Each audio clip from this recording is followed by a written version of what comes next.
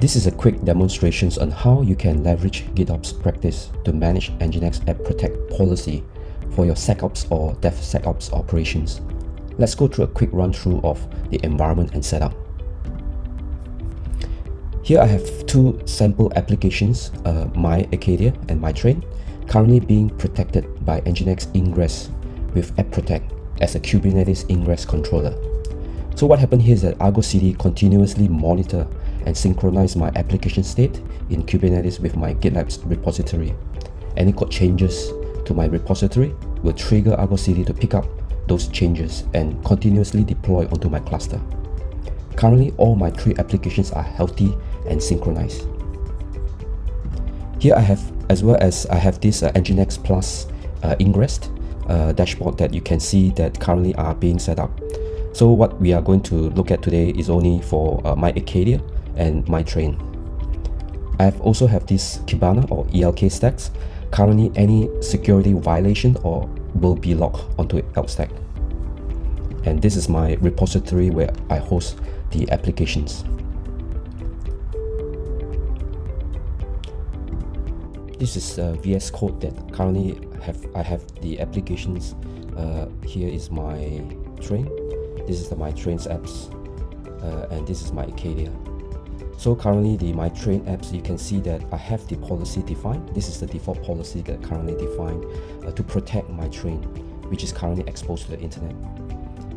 And you can see from here is that I'm using a separate policy for each of my applications that sit behind my NGINX Ingress. Here I name this policy as NGINX my Train dev policy, whereas for the Acadia, it have a separate policy. You have a separate policy name called my Acadia, and both of them have a logging to the YSys logs to ELK stack. Before I start the demo, let's look at the sample applications. If I go back to the Argo CD, so basically this is my Acadia. Currently is running and exposed to the internet with protection from the NGINX App Protect and as well as the my Train. So apart from that, what I had set up here is that I have another browser, which is a Firefox browser, and this browser is actually connected to the Tor networks to simulate a real traffic coming from the internet. So currently, this is accessible from the internet, by the way. Okay, so what I'm going to do here is that for this demo, let me close this one. Alright, so for this demo, I will showcase on how to apply a security violations exemption for a particular attack. Only use this if you need to provide a secure exemption for a particular triggered violation. In this demo, I'm going to simulate some violation, probably like cross-site scripting or SQL injection, which by default blocked by App Protect policy. And for demo purposes, I intentionally permit that with the view that it is a false positive. So during the applications of the new policy, there will be no impact to the existing applications like my Acadia or my Train. Alright, let's do some testings here. So for example, if I want to simulate, let's say a cross-site scripting, just a simple scripts alert script.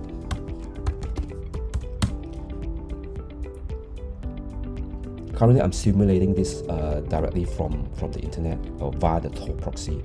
So you can see that currently this showed that the attacks are being rejected, or the attacks being rejected, and there's a support ID. So typically what happens is that from this support ID, you can find out what exactly the violations. If I copy this, if I go to here, if I refresh, probably is already here. So what I'm going to do here is that if I can do a search for support ID is, let's see if I put this in. Yep, you can see that if I see the details, currently you can see that this is a non-browser client abuse and a cross-site scripting type of attack. And apparently this is coming from, this is geolocations of my attacks. It all depends on where the Tor proxy is pointing me to. This is from Netherlands in this attack. And you can see that the policy is actually using the net policy version 1. And the log source of obviously is the NGINX Ingress. It's coming from NGINX Ingress. The policy name, this is the policy name that you can see. And this is a query strings. There's a lot of event and information that you can derive from here.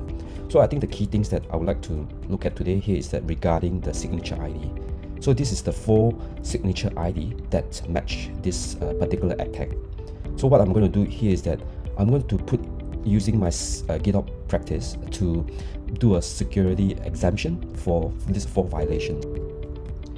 So what I have here is that currently I already prepared the policy. So the easiest way that I can demonstrate it here is to just apply the policy. I have this policy version 1.1. So what I'm going to do here is that this is another policy that I have created that I want to say that all these 4 signature ID, the status is false. What it means is that I want to turn off this 4 signature ID. So these 4 signature IDs are matching the signature IDs that what is being triggered. So the easiest way I do a GitOps is that before that, let me go back to this one so that you can see the changes, immediate changes. So what I'm going to do is that I'm going to remove this policy. I mean, anyway, this is just I'm going to apply version 1.1 onto my repository. So currently what it means here is that I'm going to use version 1.1 of the policy, and this policy had these 4 signatures exempted. So I'm going to do a commit the code, update security exemption 1.1. So what happened here is that I'm going to push my code onto the to my GitLab.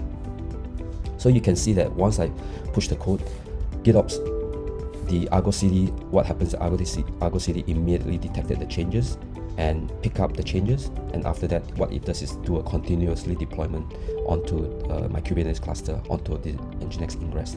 You can see that currently it's already synchronized. If I look back into the policy, the policy that got applied, you can see that this is the new policy that's got applied. You can see that I'm using 1.1 as the policy. You can see these 4 violations here. Right. So now what happens that if I go back to the to this my train, if I do a refresh again, you can see that this time it is not blocked, because I already said that these violations should be exempted from blocking, and you should be able to get onto the my train apps. Apparently, let me refresh it again just in case. Yeah. So this is go via the it traverses go via the Tor proxy. So sometimes probably the speed may be a bit slow. You can see here clearly that the NGINX App Protect no longer blocking that policy. Demonstrate that this is a unique policy only for my train apps. So what I'm going to do here is that I'm going to go to the Acadia Finance and do the similar attacks. And what happened is I'm going to do the script.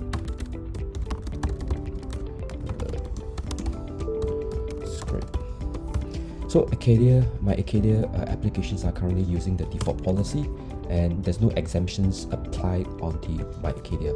So what you can see here is that currently my Acadias are being blocked, whereas the my train apps are not being blocked.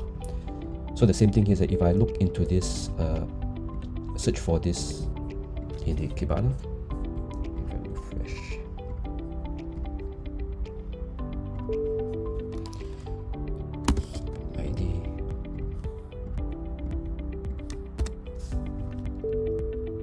Yep, you can see here that for this round, this is currently this attack to my Acadia apps are coming from Poland and traverses the same NGINX ingress and using the policy 1.0. So what I mean here is that currently Acadia are being blocked because it's using the old policy without exemption, whereas the my train apps is using a new policy with the secret exemption. Thank you for watching.